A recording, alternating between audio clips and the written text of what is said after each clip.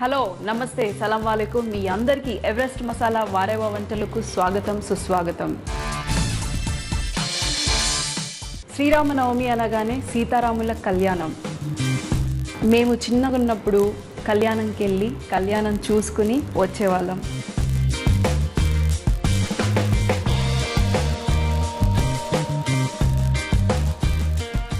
ఎవరి జ్ఞాపకాలు వాళ్ళకండి. నాకైతే చిన్నప్పటి నుంచి శ్రీరామనవమి అనగానే లైన్లో నుంచోవడం, గ్లాసుల మీద గ్లాసులు పానకం తాగడం. ఒకసారి అయితే పూజారి తిట్టాడు కూడా, ఏంటయ్యా 5 గ్లాసులు తాగావు సరిపోవాని. వెనకాల ముసలాయన్ని చూపించి మా తాతగారు చెప్పారు, ఎన్ని గ్లాసులు పానకం తాగితే అంత పుణ్యం వస్తుందని. సో మరి ఈరోజు శ్రీరామనవమి స్పెషల్ ఏం చేసి చూపిస్తున్నాం? నేనైతే వడపప్పు. మరి వడపప్పు. నేనైతే ఇప్పుడు మరీ లైన్లో వెళ్ళి నుంచుంటే 5-6 గ్లాసులు తాగితే బాగోదు కదా, నేనే పానకం చేసుకొని 10 గ్లాసులు పానకం తాగుతాను. సో మరి వడపప్పు చూపించేస్తావా? చూపించేస్తా.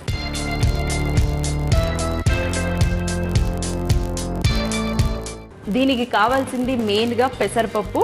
1 గంట పాటు నీళ్ళల్లో ఈ పెసరపప్పును నానబెట్టాలి. దాని తర్వాత మంచిగా వాష్ చేసుకుని ఇది నీళ్లు తీసేసి ఈ పప్పుని ఒక బౌల్లో వేసుకుందాం.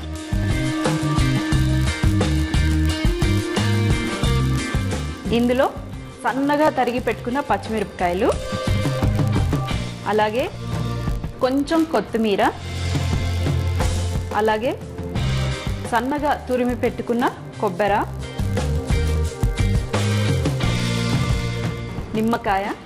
నిమ్మకాయ రసం,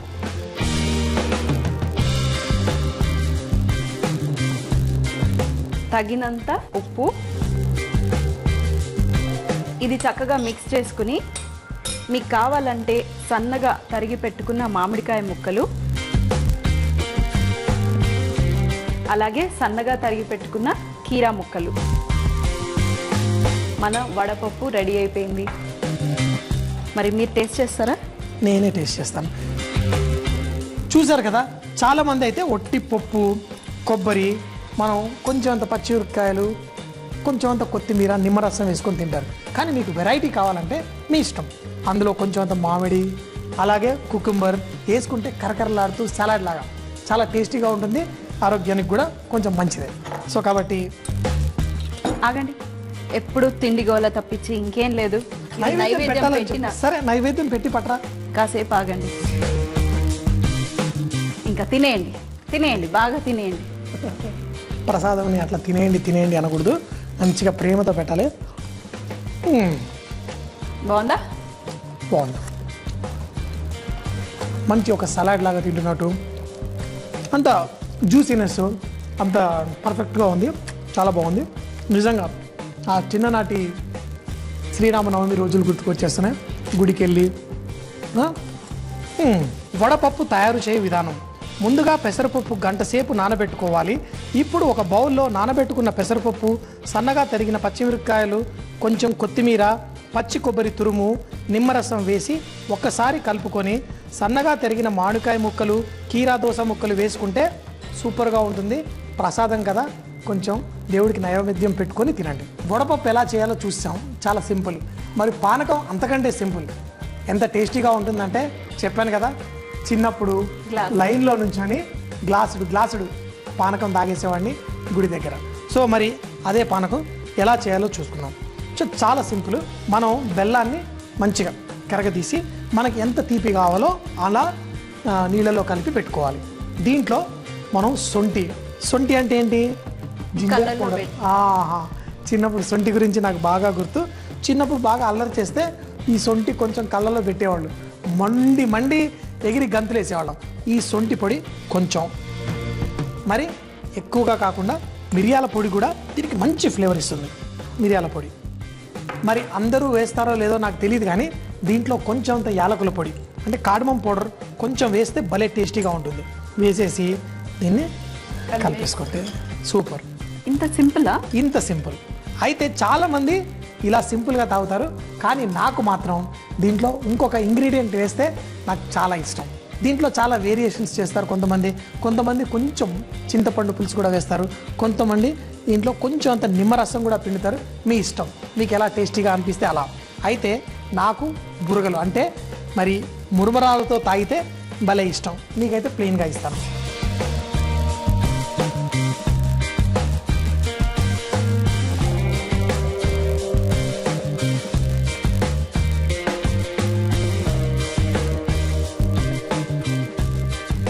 ప్రతి సంవత్సరం ఫ్రెష్ ఈ పానకం కోసం ఎదురు చూస్తూ నేనే చేసుకొని తాగడం నాకు అలవాటు.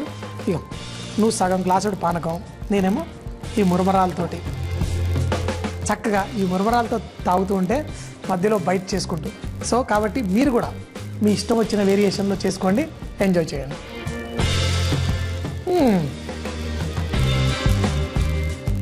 చాలా చాలా బాగుంది. చూసారు కదా, కొంచెం వేరియేషన్ కోసం ఇట్లా మరమరాలు కూడా వేసుకోండి. చాలా సింపుల్గా టేస్టీగా పానకం ఇంట్లోనే ఎక్కువగా చేయండి. మరి మీ పిల్లలు కూడా నాలాగా గుడి ముందు వెళ్ళి లైన్లో 5 గ్లాసులు తాగకుండా కొంచెం ఎక్కువగా చేసి పెట్టండి. ఇంట్లోనే పానకం ఎంజాయ్ చేయండి. కానీ గుడికి మాత్రం కంపల్సరీ వెళ్ళండి. ఏంటి సీతారాముల కళ్యాణం చూడండి.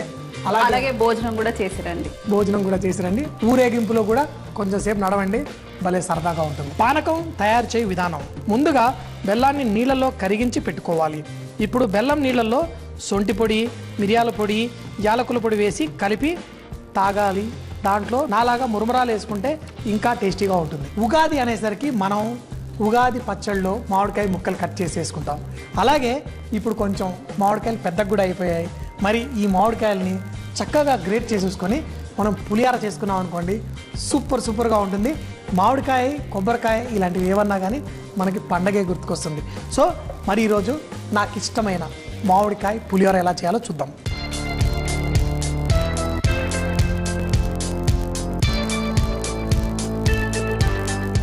పెనం వేడిగానే ఉంది, దీంట్లో మనం నూనె పోసుకుందాం.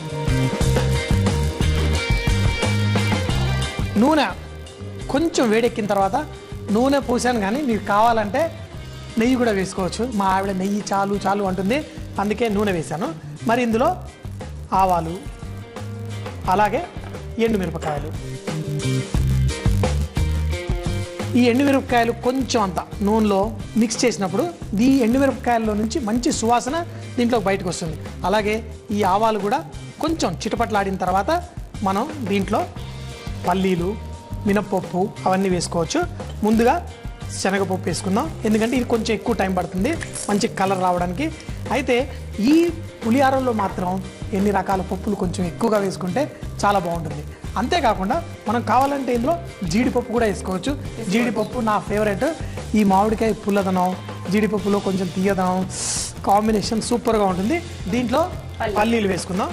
పల్లీలు వేసుకొని పల్లీలు కూడా కొంచెం సేపు వేగిన తర్వాత దీంట్లో మినప్పప్పు వేసుకుందాం. కానీ ఒక్కటి మాత్రం ఎప్పుడు గుర్తుపెట్టుకోవాలి, ఏది కానీ ఇందులో మాడకూడదు. ఏది మాడినా మరి టేస్ట్ పాడైపోతుంది కదా. అందుకే కొంచెం ఫస్ట్ శనగపప్పు వేసాను, తర్వాత పల్లీలు. ఈ పల్లీలు కూడా కొంచెం చూడండి టప్ అంటూ పగులుతున్నాయి కదా, అప్పుడు దీంట్లో మినపప్పు వేసుకుందాం. మినపప్పు తర్వాత దీంట్లో కరివేపాకు చాలు, చిటపట్లాడింది చాలు. పసుపు, మనకి పులిహార అనేసరికి కొంచెం అంత మంచి కలర్ రావాలి.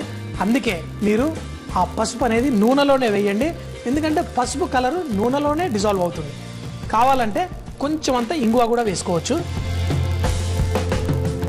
ఎవరెస్ట్ ఇంగువ కొంచెం వేసుకున్నాం. దీంట్లో పచ్చిమిరపకాయలు చూసారు కదా. మరి పప్పులన్నీ మరి ఎక్కువ వేగకముందే దీంట్లో మనం సన్నగా తరిగిన మామిడికాయ వేసుకొని చక్కగా కలిపేసుకుందాం. తురుముకున్న ఈ మామిడికాయ ముక్కల్ని చక్కగా దీంట్లో కొంచెం సేపు వేగనిద్దాం. ఆ వేగినప్పుడు ఏమవుతుందంటే దీంట్లో కొంచెం ఆవిరంతా వెళ్ళిపోయి ఆ పులుపు కూడా ఒక రకమైన తీపి తయారవుతుంది. మరీ పులుపు కాకుండా ఆ పులుపు తీపి అనేది మన రైస్కి చాలా మంచి టేస్ట్ ఇస్తుంది. ఇందులో సాల్ట్ వేసుకుందాం.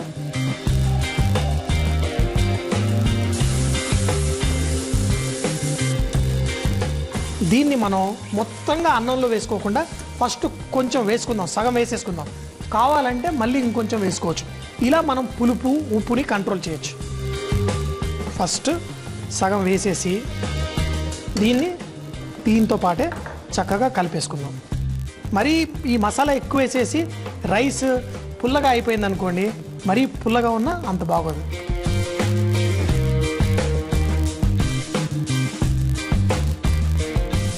సో ఇప్పుడు మన రైస్ చూడండి పర్ఫెక్ట్గా రెడీ అయిపోయింది. దీన్ని మనం ఇళ్ళల్లో అయితే చక్కగా దేవుడికి నైవేద్యంలా పెట్టుకొని తర్వాతే తింటాం కదా. సో మరి నైవేద్యం పెట్టిన తర్వాత మనం టేస్ట్ చేద్దాం. మరి ఈరోజు మీరు ఏం పులిహార చేసుకున్నారో లేదో నిన్నే వేస్తుంటే కనుక ఈరోజు మామిడికాయ పులిహార చేసుకునే వాళ్ళు పగలు చేసుకున్నా లేకపోయినా మాత్రం సాయంత్రం పోయినా కానీ ఒక మామిడికాయ తెచ్చి కొంచెం పులిహార తీసుకొని లేకపోతే రేపు చేసుకున్నా కానీ పండుగని ఇంకొక రోజు ఎక్స్టెండ్ చేసినట్టు ఉంటుంది. రోజు పండగే కదా మనకి. సో వా కళ్ళకి అద్దుకొని తినండి. కళ్ళకి అద్దుకొని పచ్చిమిరపకాయ పట్టుకొని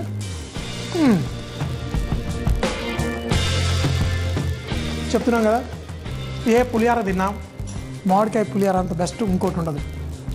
సూపర్గా ఉంటుంది.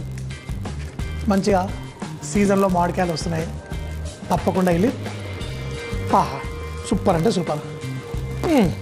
సో మీరు కూడా చక్కగా చేసి ఎంజాయ్ చేయండి. మామిడికాయ పులిహోర తయారు చేయు విధానం: పెనంపై నూనె వేడి చేసి ఆవాలు, ఎండుమిరపకాయలు, శనగపప్పు, పల్లీలు, మినపప్పు వేసి కాసేపు వేయించుకొని కరివేపాకు, పసుపు, ఇంగువ, మామిడికాయ తురుము, ఉప్పు వేసి కాసేపు వేయించుకొని అన్నంలో వేసి కలుపుకొని సర్వ్ చేసుకుంటే సూపర్గా మామిడికాయ పులిహోర రెడీ. హలో అందరికీ నమస్కారం. నా పేరు భవానీ. నేను 8th క్లాస్ చదువుతున్నాను. కడప డిస్టిక్లో మామలపల్లిలో ఉన్న మీ స్కూల్ పేరేంటి? Saint Antony's English. Saint Antony's English medium. అందుకే కొంచెం ఇంగ్లీష్ ఎక్కువ మాట్లాడుతూ ఉంటుంది, కానీ తెలుగులో చెప్పించాను. మరి తిను ఒక అద్భుతమైన డిష్, అది కూడా ఒక స్వీట్ డిష్ చేసి మనకు చూపిస్తారు.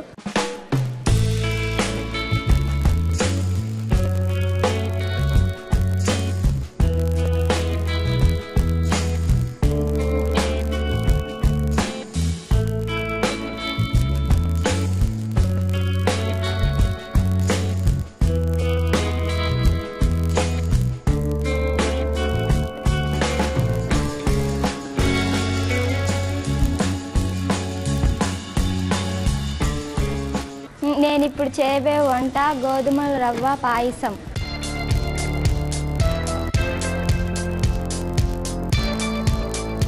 సో గోధుమ రవ్వతోటి పాయసం, గోధుమలు మనకి ఆరోగ్యానికి కూడా చాలా మంచిది. అయితే దాంతో పాయసం చేస్తున్నారు. మరి గోధుమల్ని ఫస్ట్ ఏం చేయాలి? ఫస్ట్ నెయ్యి వేసుకొని. నెయ్యి వేసుకోవాలా? మీరు చెప్తూ ఉండండి, నేను చేసేస్తాను. సో మరి ఇందులో నెయ్యి వేసుకొని రవ్వ వేసుకొని దీంట్లో రవ్వ వేసి వేయించుకోవాలి. ఇది మరి దీంట్లో గోధుమ రవ్వ వేసుకుందాం. గోధుమ రవ్వ వేసుకొని దీన్ని చక్కగా వేయించుకుందాం. ఇది కొంచెం వేగిన తర్వాత ఏం చేయాలి? గడ్డకు తీసి వేయించుకో. తర్వాత పాలు వేసి మరగనించుకోవాలి. ఓకే. మరి ఈ గోధుమలన్నీ వేగిన తర్వాత దీన్ని మనం ఒక బౌల్లో తీసి పెట్టుకుందామా?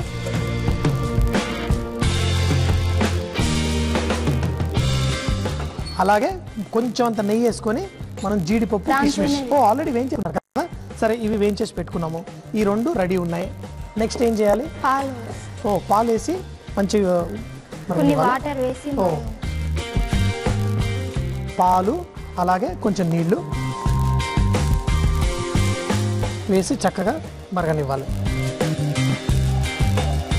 ఇప్పుడు పంచదార వేద్దామా? మరి ఏం చేయాలి? కొంచెంసేపు మరగనివ్వాలి.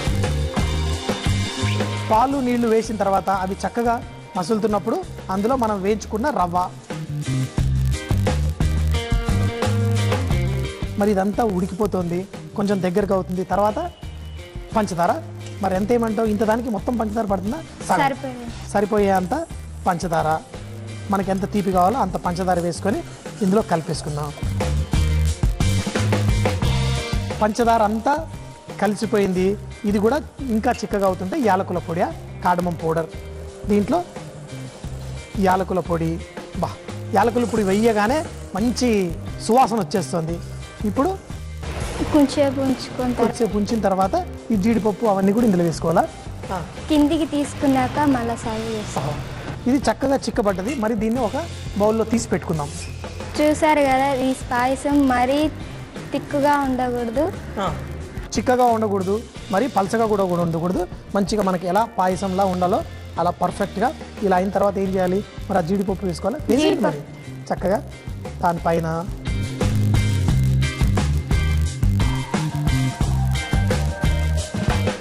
మరి చూడ్డానికి అందంగా ఉండాలి కదా, అందుకని. మరి ఈ కొబ్బరి ఏంటి? అవి సర్వి ఇది కొబ్బరి మరి ఏమైనా పంచదార వేసారా? తురుంబర్ పొట్టి తురిమిన కొబ్బరి, ఎండు కొబ్బరి దీనిపైన చల్లన మరి. సో అలా చక్కగా అందంగా కనిపించేట్టు జీడిపప్పు పెట్టుకొని దీనిపైన తురిమిన ఎండు కొబ్బరి వేసుకుంటే చాలా టేస్టీగా ఉంటుంది. నేనైతే ఆగలేకపోతున్నాను, మరి టేస్ట్ చేసేనా? సో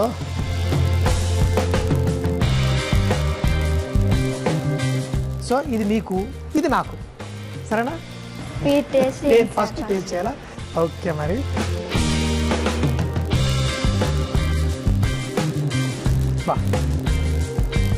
భలే భలేగా ఉంది. చూసారు కదా, మనం గోధుమ రవ్వని చక్కగా నెయ్యిలో కనుక కొంచెం వేయించుకొని దాంట్లో మనం పాలు నీళ్లు వేసి తగినంత పంచదార వేసుకున్న తర్వాత చక్కగా ఆ కన్సిస్టెన్సీ కరెక్ట్ చేసుకుంటే కనుక ఇప్పుడు ఎంత సూపర్ టేస్టీగా ఉందంటే ఎవరైనా లొట్టలు వేసుకొని తినాల్సిందే. బాగా. ఇది ఎవరు నేర్పించారు మీకు? మా అమ్మ. మీ అమ్మ నేర్పించిందా? మీ అమ్మ చాలా బాగా చేస్తుందా వంటలు? మీ అమ్మే కాదు, నువ్వు కూడా చాలా బాగా చేస్తున్నావు. ఏంటంటే మన స్కూల్లో పిల్లలు కూడా, ఈ ప్రోగ్రామ్ చూస్తున్న తల్లులు అందరూ కూడా మన పిల్లలకు కూడా వంటలు నేర్పించడం చాలా ముఖ్యం. ఎందుకంటే వీళ్ళ తర్వాత కాలేజీకి వెళ్తారు, హాస్టల్లో ఉండొచ్చు, వేరే దేశాలు కూడా వెళ్ళొచ్చు. అప్పుడు మనం ఈ మంచి వంటలు కనుక చేసి పెట్టామనుకోండి, ఎప్పుడు మన పేరు తలుచుకుంటూ వాళ్ళు ఎక్కడున్నా ఫుడ్ ఎంజాయ్ చేస్తూ జీవితాన్ని కూడా ఎంజాయ్ చేస్తారు. థ్యాంక్స్ భావాని, మంచి వంట చేసి చూపించారు. మంచి స్వీట్ నాకు చాలా నచ్చింది. చూసారు కదా, ఖాళీ అయిపోయింది. మళ్ళీ ఇది కూడా తీసుకెళ్ళి మొత్తం తినేస్తాను నేనే. మరి ఈ స్కూల్లో 8th క్లాస్ చదువుతున్న భవానీ వంటల్లో సూపర్ చాలా టేస్టీ చూపించారు. మరి తన కోసం మన XXX డిటర్జెంట్ సోప్ తరఫున ఒక చిన్న gift hamper. Thank you very much. మరి కానీ నెక్స్ట్ టైం మళ్ళీ మీ స్కూల్కి వస్తాము. ఈసారి స్పెషల్ ఇంకో వంటకం చేసి చూపెట్టాలి. Thank you very much. Welcome to చకచకా చట్నీలు. ఈరోజు చకచకా చట్నీల్లో నేను చేయబోయే చట్నీ మింట్ చట్నీ, అంటే పుదీనా చట్నీ. ఇందులో మనం పుదీనానే ఎక్కువగా వాడతాము. సో దీనికి కావాల్సింది ఫస్ట్ ఒక ప్యాన్లో 2 టీ స్పూన్లు లేదా 1 టీ స్పూను ధనియాలు వేసుకుని కొంచెం కలర్ వచ్చే వరకు రోస్ట్ చేసుకుందాం. ఇందులో కొంచెం జీలకర్ర, ఎంత కారం కావాలో అన్ని ఎండుమిరపకాయలు, ఇవి కూడా డ్రై రోస్ట్ చేసుకోవాలి. కొంచెం కలర్ వచ్చే వరకు. మంచిగా కలర్ వచ్చేసాయి. స్టవ్ కట్టేసుకుని ఇది గ్రైండర్లో వేసుకుని మంచిగా పొడి చేసుకోవాలి. అదే ప్యాన్లో మళ్ళీ స్టవ్ ఆన్ చేసుకుని కొంచెం అంత ఆయిల్ పోసుకొని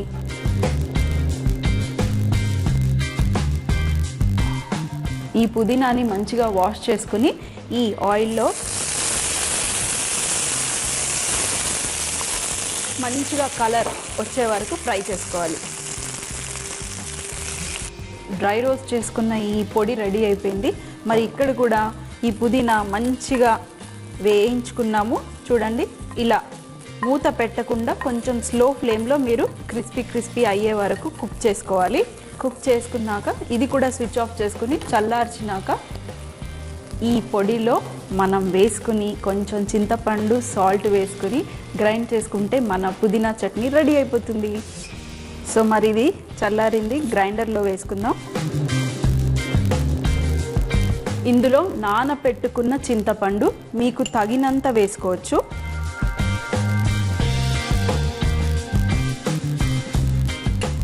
అలాగే కొంచెం అంత సాల్ట్. ఇది కూడా మనం మంచిగా పేస్ట్ చేసేసుకుందాం. ఈ చట్నీ కూడా మంచిగా గ్రైండ్ చేసుకున్నాను. చూడండి ఎంత స్మూత్గా ఉందో. ఇది రెడీ అయిపోయింది.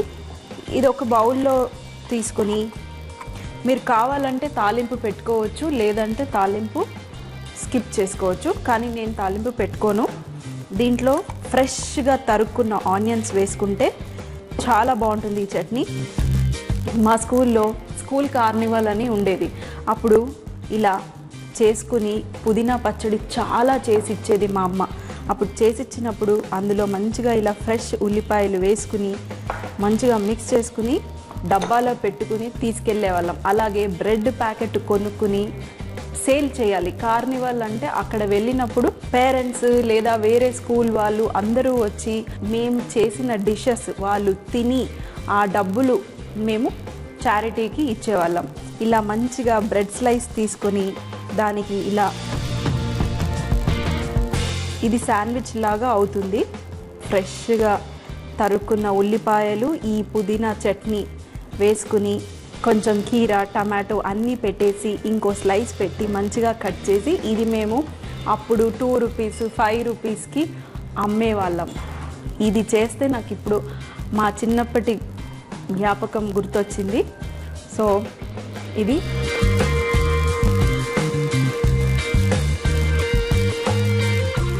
చాలా చాలా సూపర్గా ఉంది. మంచిగా ఘాటుగా చాలా బాగుంది. ఇందులో మీరు కావాలంటే కొంచెం అంత బెల్లం కూడా వేసుకోవచ్చు, కానీ ఇలాగే నాకు చాలా పర్ఫెక్ట్. ఇంత అద్భుతమైన చట్నీ మీరు కూడా మీ ఇంట్లో చేసి మీ వాళ్ళందరికీ, మీ పిల్లలకి ఎస్పెషల్లీ ఇలాంటి కార్నివల్ ఉంటే వాళ్ళకి ఇవ్వండి, వాళ్ళు చాలా ఎంజాయ్ చేస్తారు. సో మళ్ళీ కలుద్దాం చకచకా చట్నీలో మరికొన్ని వెరైటీల చట్నీలతో. మరి రేపు కూడా మరింత కొత్త వంటకాలతో మీ ముందు వచ్చేస్తాను. అప్పటిదాకా see you, bye bye, Khuda.